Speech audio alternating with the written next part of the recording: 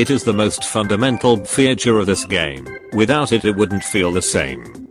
And is introduced from the very beginning. Although it shows you that this feature exists and you can fly now, it doesn't provide a complete showcase. So I'm here, through several years of playing Sky, will show you the amazing way of flight. There are specifically two vanilla types of soaring in the sky, hover and zoom, and yes, those are made up names.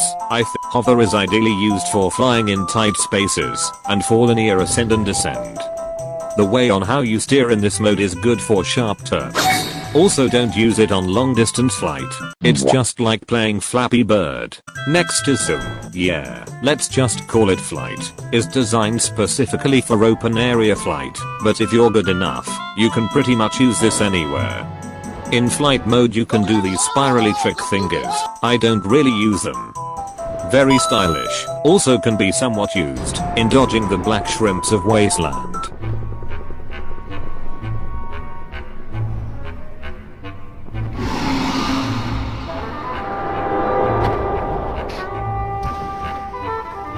But that is very risky. You can save up your flaps by timing your flaps. Specifically when your hand light starts losing its power is the ideal time to flap. Now you've learned the fundamentals of flying. Combining those two together will make your flight flawless. I will discuss the wizardy version of flying. For now let's segue through. To become a good pilot you must know how to use your surroundings as your advantage. Let's look at something that helps you in your flight trips. I can arrange them into a somewhat two categories. There are batteries and mobility boosts. Let's take a look at batteries first. These environment boosts refills your energy. Some are slow. Some are quick. Lanterns are very ideal in your moth days as it's everywhere and with low flight, you really can't go anywhere and is probably right beside you. There are a lot of them such as the bloom, jellyfish, and my most favorite, the bird tunnels. These bad boys can be found majorly on the forest. This bird tunnels are also a great energy giver. Flying along them or oppose them will make you fly almost infinitely.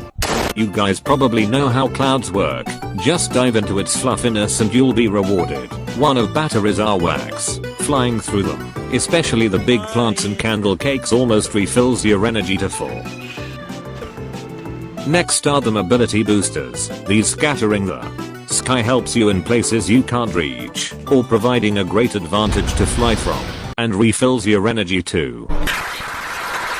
Planes have autopilots, and so do we. Riding along mantis are very cool, just not involuntarily. Pressing flight while riding one will launch you high up in the sky. This probably works on the big boys only. Next on the list are geysers. These bad boys can launch you way high up in the air and can be mainly seen around the shores of Sanctuary. You can expect the launch when the geysers stop spewing smoke. Use them accordingly. Next are wind tunnels, which is found on the flight islands. Flying into these increase your speed, but removes your steering capabilities. Don't try going backwards, it's not gonna work. You have this wind highway circling around this area that connects you to your desired map. And I see a lot of people struggling to detach on the tunnels. My one tip is to use the spinning I tell you a while ago. Swipe 2 or 3 times to the side and you'll be good to go. Those two categories can do each other's job in a very unbalanced manner, except the These insects can move and recharge you in a very equal manner. You can use them by shouting.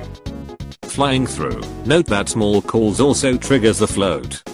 Now there are two non-iceable versions of these. There are scripted and non-scripted. Let's talk about non-scripted. This version of groups of butterflies have your hands to steer on, like these pre-air butterfly here. They are here to lift and recharge you.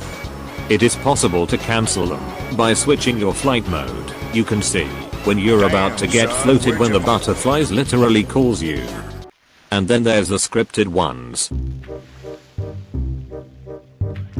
These types of butterflies must be avoided at all cost, because once they grabbed you, there's no escape. Well, until you reach the end, these type of butterflies exist, mainly to help you in reaching point A to point B, that's all.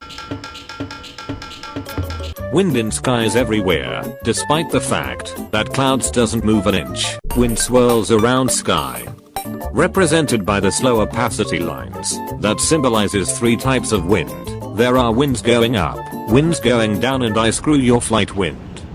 Upwinders can be experienced at this area with the globe thing in the middle. Greatly increasing your flight freedom, helps you to fly straight. And actually helps you fly up vertically. Experiencing flying in this area is just nice. Meanwhile, we have the exact opposite. It decreases your flying capability, making running a better option. These areas are limited and avoidable, so don't worry, but it's not as worst as this one.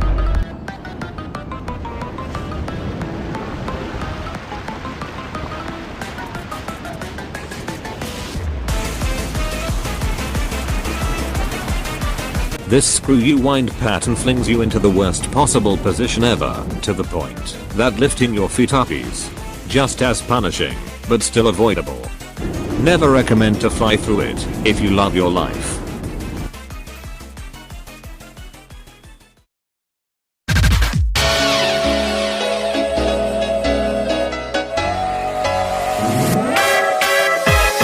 We finally reached the last part of this somewhat unhelpful guide. In this part of the video, I will discuss my way on traversing through the lands, which I can guarantee help you too. Let's get into it. We can always say that sticking to your landing is not always the easy part of flying. What if there's a better way of sticking your landing, and it's this technique we will call latching. Latching is what you will think it means. It literally auto aims you to your landing, letting all the work done. You see, hover mode has a very weird patching capability that pressing jump will automatically goes to the nearest solid ground it can have, not seeing one just jumps on air, I suppose. Making landing in small spot just as easy, not to mention large landing space. Just keep in mind that you always need to be in hover mode to make it work, and there will be no issue in landing your desired space.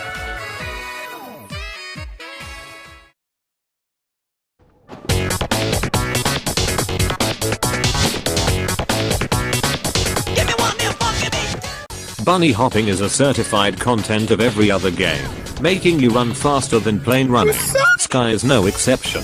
But what if I tell you there is a better version of bunny hopping than this? Sliding will be always faster than flying, so if we combine them together we'll get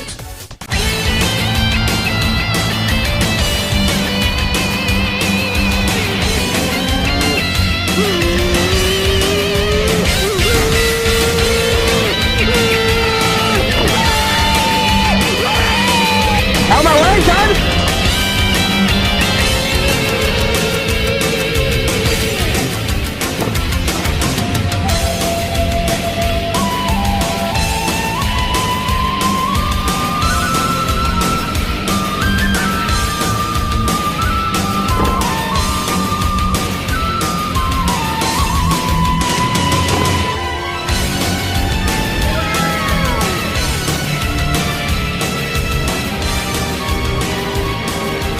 This is just plain flight speed. No one can outrun you for a short second. To create this momentum, you need a ramp. Casually slide down the slope until you feel you reach maximum speed. Now all we need to do is hold the jump button to fly. Once the feet is up on the air, press the fly mode button, because when you fly you'll automatically in long distance mode. If you did this in a very perfect manner, will result as follows. Majestic, I shall say. Remember, not moving plus flying equals hover, and moving plus flying equals long distance mode. Last tip I'll share is rather a very unflashy compared to the last two, is the way I handle sharp turn. Just like I said, hover mode is great for sharp turns, so with quick succession, you can do this flight point hover point flight combo I do in sharp turns. That's why I see spinning not much helpful, but I guess it's too much work. So there we go, flight guide. Hope you learned something from this. first guide somewhat rack much more views than I anticipated. Let's try to reach 20 likes, and I'll try to create a guide about this creature. Pepper out.